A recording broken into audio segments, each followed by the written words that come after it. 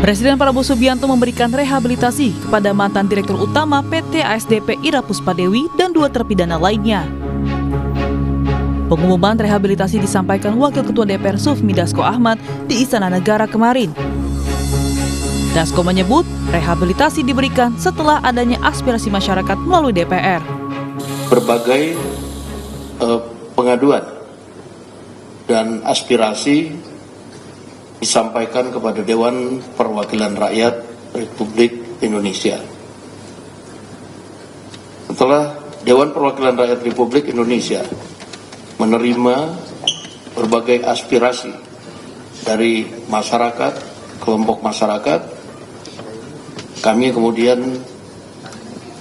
meminta kepada Komisi Hukum untuk melakukan kajian terhadap perkara yang mulai dilakukan penyelidikan sejak bulan Juli 2024. Alhamdulillah pada hari ini Presiden Republik Indonesia Bapak Prabowo Subianto telah menandatangani surat rehabilitasi terhadap 3 nama tersebut. Meski Presiden telah memberikan rehabilitasi kepada mantan Dirut ASDP dan 2 terpidana lainnya, Komisi Pemberantasan Korupsi KPK belum menerima salinan keputusan Presiden terkait pemberian rehabilitasi tersebut. Juru bicara KPK Budi Prasetyo bilang surat keputusan tersebut merupakan dasar dari proses pembebasan Ira dan 2 terpidana lainnya. Oleh karena itu, Ira dan 2 terpidana lainnya masih ditahan di rumah tahanan KPK. Sampai saat ini KPK masih menunggu surat keputusan rehabilitasi dari Presiden sebagai dasar untuk tindak lanjut yang KPK harus lakukan terkait dengan para pihak yang sudah ditetapkan sebagai tersangka, kemudian sudah di persidangan dan sudah diputus bersalah ya pada tanggal 20 November kemarin, yang saat ini para pihak masih di rutan KPK. Ya, sehingga kami masih menunggu surat tersebut untuk kemudian bisa melaksanakan tindak lanjutnya. Sementara itu, Mahkamah Agung mengatakan bahwa rehabilitasi yang diberikan oleh Presiden Prabowo terhadap mantan Dirut ASDP Ira Puspadewi dan 2 ex-direksi ASDP Muhammad Yusuf Hadi dan Hari Muhammad Adi Wicaksono adalah hak istimewa Presiden yang sudah diatur dalam undang-undang. Masalah rehabilitasi oleh Presiden tadi, bahwa rehabilitasi itu hak istimewa yang diberikan kepada Presiden oleh Undang-Undang Dasar, yaitu pasal 14 ayat 1, bahwa itu kan Presiden berhak memberikan gerasi dan rehabilitasi dengan memperhatikan pertimbangan Mahkamah Agung. Jadi itu hak istimewa yang diberikan ke Presiden, tentunya dengan pertimbangan yang lebih besar, untuk kepentingan yang lebih besar, tentunya kan seperti itu. Barangkali kepentingan lebih besar, kepentingan nasional kan seperti itu hak istimewa yang diberikan kepada Presiden oleh konstitusi kita, yaitu pasal 14 ayat 1. Sebelumnya, Ira divonis 4 tahun 6 bulan penjara, denda 500 juta rupiah, subsidiar 3 bulan kurungan penjara dalam kasus korupsi kerjasama akuisisi PT Jembatan Nusantara oleh PT ASDP. Sementara itu, 2 terpidana lainnya yakni Direktur Komersial dan Pelayanan PT ASDP Ferry, Muhammad Yusuf Hadi, dan mantan Direktur Perencanaan dan Pengembangan PT ASDP Ferry, Hari Muhammad Adi Caksono, masing-masing dihukum 4 tahun penjara dengan denda 250 juta rupiah, subsidiar 3 bulan penjara. Dalam pertimbangannya, hakim menyebutkan bahwa tindakan ketiganya bukan korupsi murni, melainkan kelalaian yang menyebabkan negara rugi. Tim Liputan Kompas TV. Meski telah mendapat rehabilitasi dari Presiden Prabowo, ketiga terpidana kasus ASDP masih ditahan di rutan KPK. Lantas apa yang menjadi pertimbangan? KPK belum juga membebaskan ketiganya. Sudah ada jurnalis Kompas TV, Jihan Jufri, dan juru kamera Yogi Syahrevi yang melaporkan langsung dari gedung KPK Jakarta. Jihan, apa sebenarnya yang jadi pertimbangan KPK belum juga membebaskan 3 terpidana kasus korupsi ASDP? Dan sudah adakah informasi rencananya kapan ketiganya ini akan dibebaskan hari ini?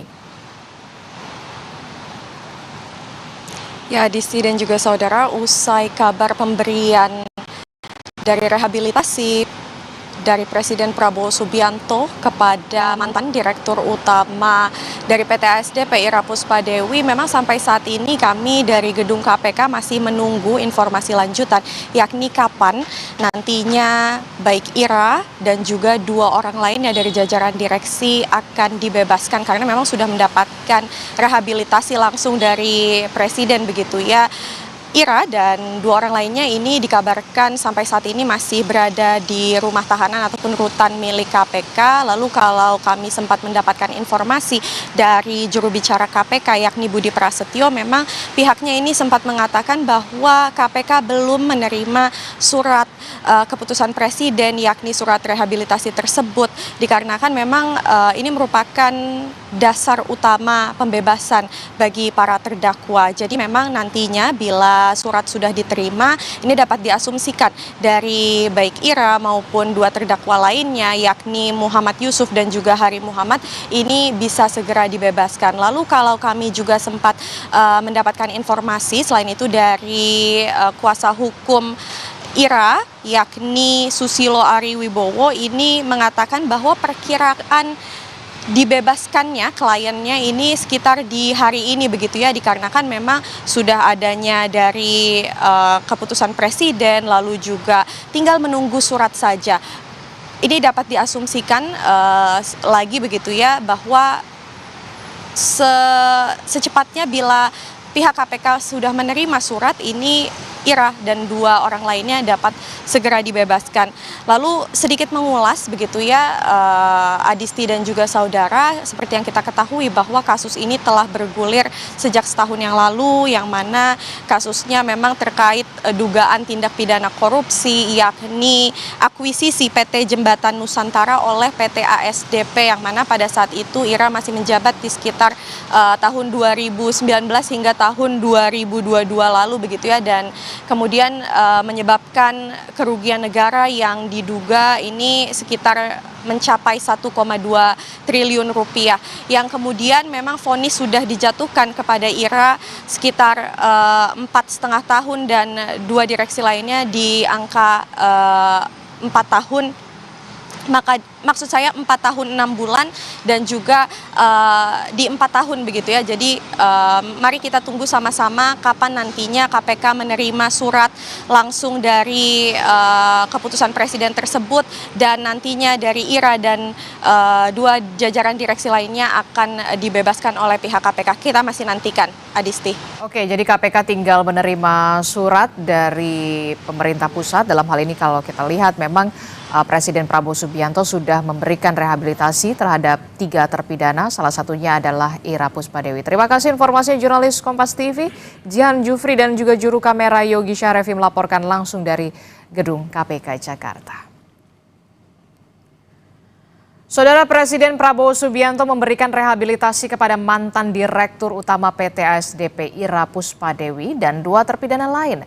Sebelumnya, Ira divonis 4 tahun 6 bulan penjara. Sementara 2 terpidana lain, yakni Direktur Komersial dan Pelayanan PT ASDP 2019-2024 M. Yusuf Hadi, serta Direktur Perencanaan dan Pengembangan PT ASDP periode 2020 hingga 2024 Hari Muhammad Adi Caksono. Masing-masing ini dijatuhi pidana 4 tahun penjara.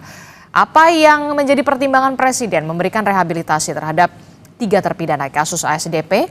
Kita bahas bersama dengan pakar hukum pidana Universitas Jenderal Sudirman, Profesor Hipnu Nugroho melalui sambungan daring. Selamat pagi, Assalamualaikum Prof. Hipnu.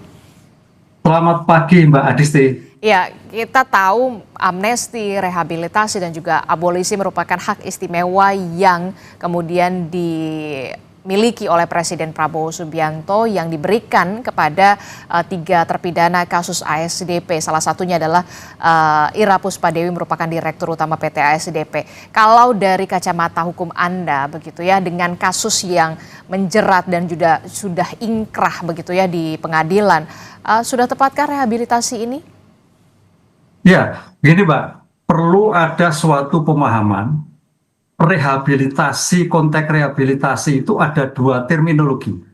Rehabilitasi yang diberikan Presiden atas hak istimewa, seperti abolisi, amnesti, grasi, dan rehabilitasi yang tertuang di dalam KUHP, pasal 97, yaitu adalah pemulihan hak atas upaya paksa yang keliru terhadap putusan lepas atau bebas. Ini kalau rehabilitasi dalam KUHP. Jadi terminologi dua itu tidak bisa dipertemukan. Nah, sekarang pertanyaannya, apa itu rehabilitasi di dalam kewenangan hak prerogatif presiden? Nah, itu tadi adalah mengembalikan kedudukan semula, walaupun itu terhadap putusan terbukti. Nah, itu. Tapi kalau dalam konteks hukum hanya putusan lepas dan bebas akan diberikan rehabilitasi karena kesalahan negara dalam melakukan upaya paksa ataupun melakukan suatu pemidanaan. Nah, kalau untuk dalam kasus hal ini, gimana Mbak Desi? nah untuk kasus ini seperti apa?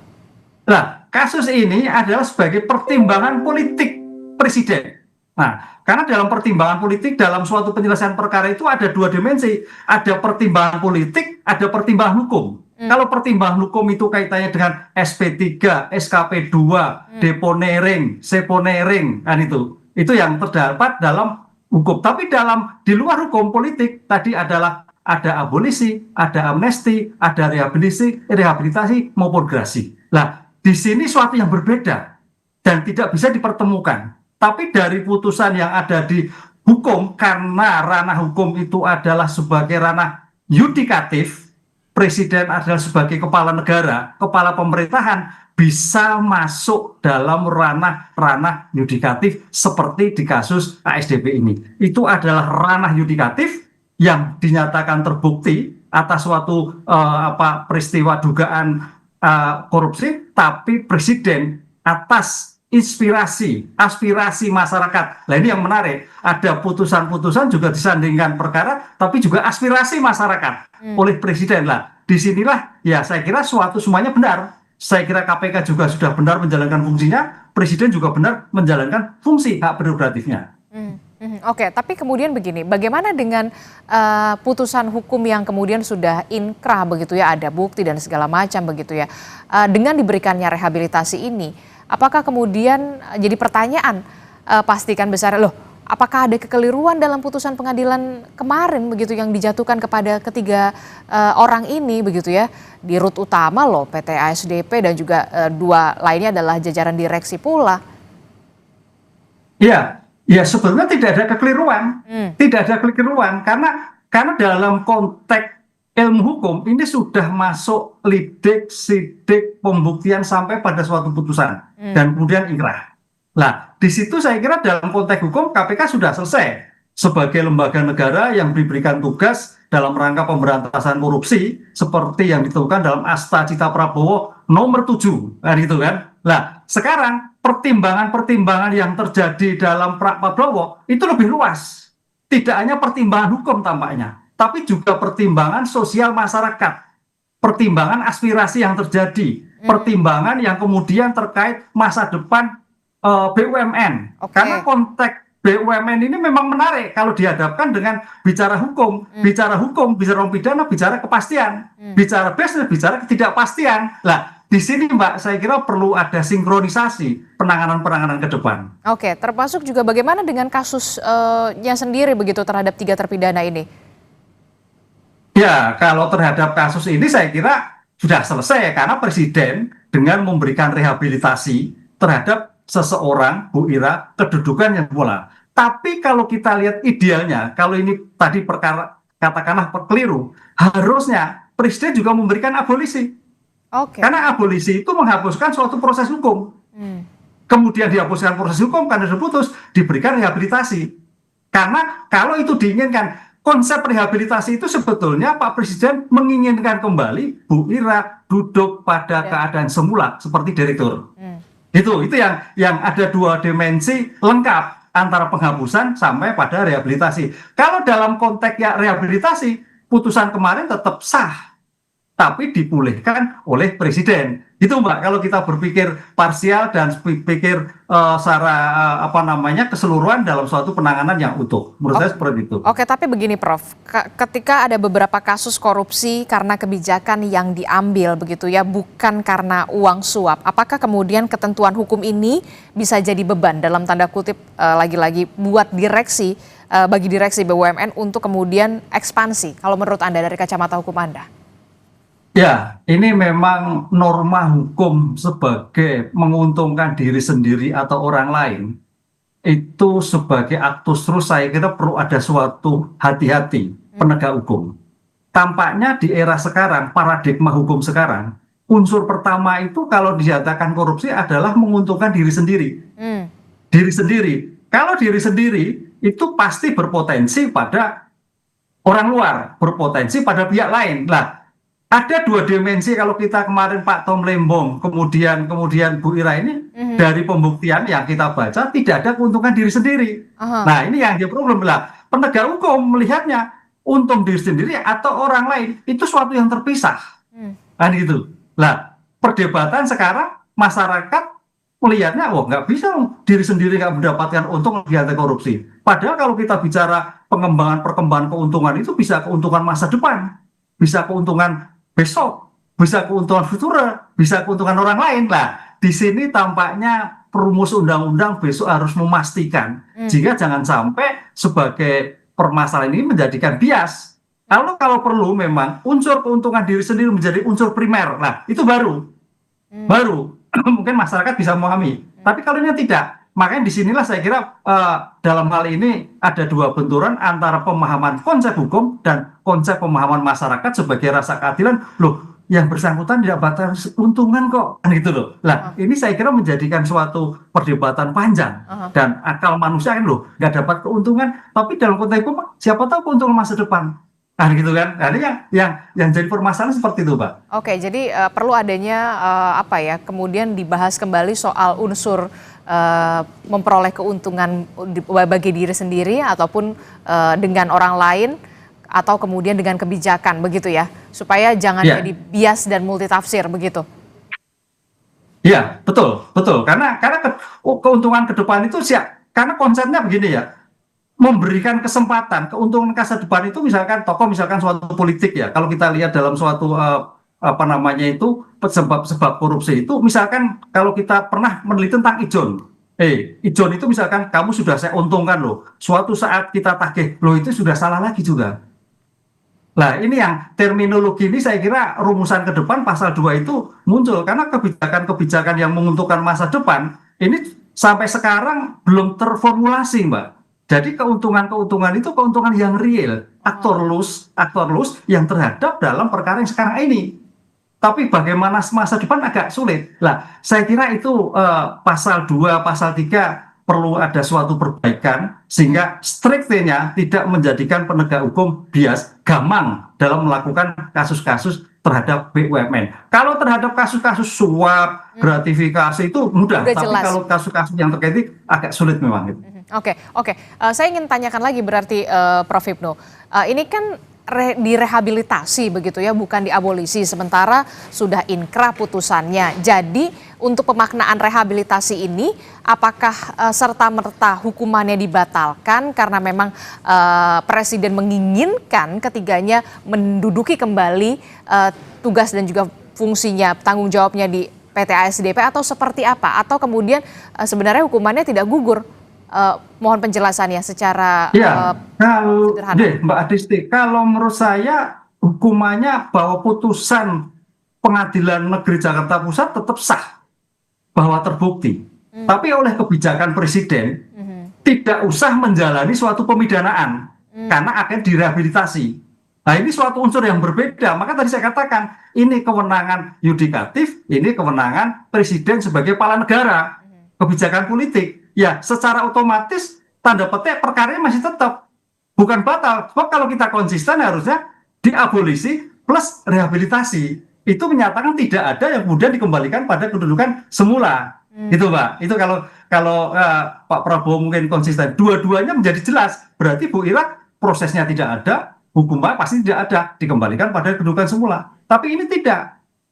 Kan gitu kan. Ini jadi perkara ini tetap ada. Sehingga perkara ini masih saya kira KPK terhadap perkara lain bisa melakukan suatu pengungkapan kembali atas kasus ASDP begitu. Kalau memang ada urutannya.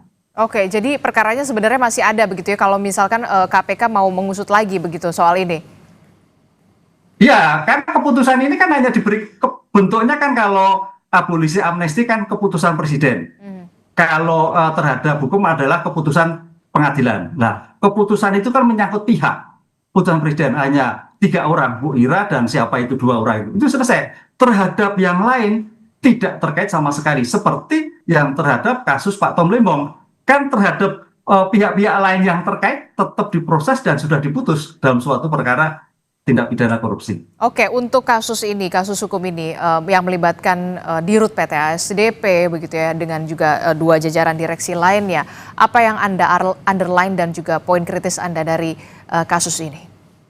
Ya, saya kira ini dalam kasus ini untuk menjadikan imbang, ya, untuk imbang, KPK harus bisa menjelaskan kepada Presiden. Karena bagaimanapun juga KPK adalah lembaga negara yang diberikan amanat untuk pemberantasan korupsi. Dan ini menyangkut asta cita Presiden ke-7 bahwa pemberantasan korupsi dan narkoba. Karena apa? Jangan sampai para penyidik penegak hukum, apakah itu KPK, ataukah itu jaksa, apakah itu polisi, menjadikan turun motivasi, spiritnya kurang. Nah itu, ini yang jadi masalah. Karena ini suatu yang sangat berbeda. Oleh karena itu, sebagai bentuk keseimbangan informasi atas aspirasi tadi masyarakat, KPK secara lembaga harus menjelaskan kronologi sebagai bukti apa yang terjadi. Sehingga jangan sampai dialahkan, wah ini nggak terbukti dan sebagainya. Ini kan seolah-olah kan nggak imbang. Kasihan teman-teman KPK, kasihan teman-teman kejaksaan kalau sudah sampai seperti itu. Padahal lembaga-lembaga itu yang diamanatkan oleh negara dalam rangka mewujudkan asta cita ke-7 Prabowo. Nah, ini yang saya kira menjadikan suatu modal dalam suatu penyelesaian keseimbangan dalam suatu penyelesaian suatu perkara di hadapan Presiden. Karena Presidenlah yang memberikan rehabilitasi ataupun amnesti ataupun abolisi yang lain seandainya ada seperti itu. Jika imbang. Sehingga seolah-olah KPK kan berjalan sendiri ini. Kan gitu kan. Oke, baik. Terima kasih Pakar Hukum Pidana Universitas Jenderal Sudirman, Profesor Hipnu Nugroho telah bergabung bersama kami memberikan perspektifnya. Terima kasih Prof. Hipnu, sehat selalu. Assalamualaikum, selamat pagi. Saudara, informasi penting